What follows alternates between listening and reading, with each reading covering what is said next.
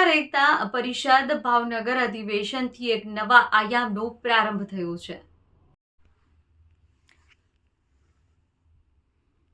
ભાવનગરમાં તારીખ 28ને રવિવારે ભાવનગર શિવશક્તિ હોટલ ક્રેસન્ટ સરદાર સ્મૃતિ પાસે એક પછી એક એમ ત્રીજા પત્રકાર અધિવેશનની મજબૂત સફળતા મળી।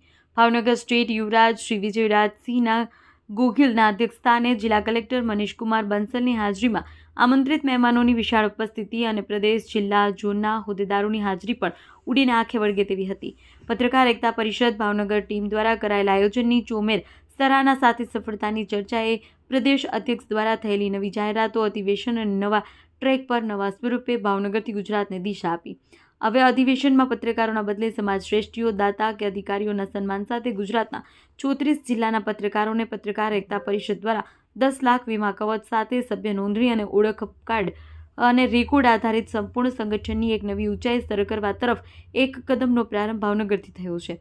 પત્રકારોના અધિવેશનમાં એકવાર આમંત્રિત મહેમાન બનેલા સ્ટેટ યુવરાજ ફરી અધ્યક્ષસ્થાને બિરાજતા જ આગામી અધિવેશન ભાવનગર નીલમબાગ પેલેસમાં યોજવા યજમાન પદની જાહેરાત થતાં પત્રકારો ખુશીથી કૂદ્યા, તાળીઓથી વધામણા કર્યા।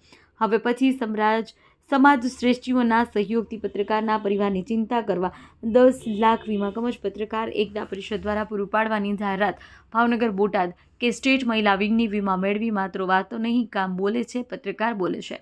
પત્રકાર જગતમાં ખુશીનો માહોલ છે।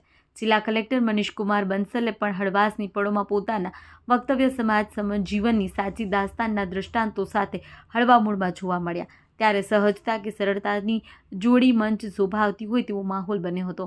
શેઠ બ્રધર્સના માલિક ગૌરવ શેઠ, ભૂપતભાઈ શેઠ, કે ગોહિલ, સુમી ટોમોના પ્રતિનિધિ સહિત મહેસાણાના નરસંગભાઈ આજીવન વિદ્યાર્થી જેમ ભણ્યા જ કરે છે, જીવનમાં શીખવાનો ખજાનો ખૂટતો જ નથી। મહિલા વિંગ દ્વારા યુવરાજ શ્રીનું સન્માન સાથે સંગઠનના દાદાનું સ્વાગત એક તસવીરની સ્મૃતિ ભેટ આ સાથે કર્યું। ત્યારે થોડા દિવસમાં દરેક જિલ્લામાં 2 દિવસના કેમ્પ કરી વીમા યોજનાના ડોક્યુમેન્ટ મેળવવા તેમજ સભ્યપદ ઝુંબેશ મજબૂત કરવા કરેલ નિર્ધારની પણ જાહેરાત કરી છે।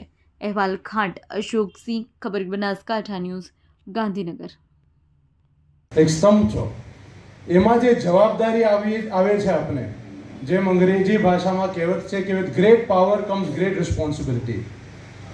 એક જાગૃત અને જવાબદાર નાગરિક તરીકે આપનેથી નમ્ર વિનંતી છે કે આપની જવાબદારી કાયમ સુધી યાદ રાખજો, કારણ કે કલેક્ટર સાહેબે એ પણ જે ઉદાહરણ આપ્યું તરબૂચ અને છરીનું, તરબૂચ અને છરી અહીંયા તંત્ર હોય કે મીડિયા હોય, નગરજનોને ચિંતા ત્યારે જ થાય જ્યારે તરબૂચ અને છરી બંને કોઈ રાજકીય વ્યક્તિના હાથમાં વહી જાય।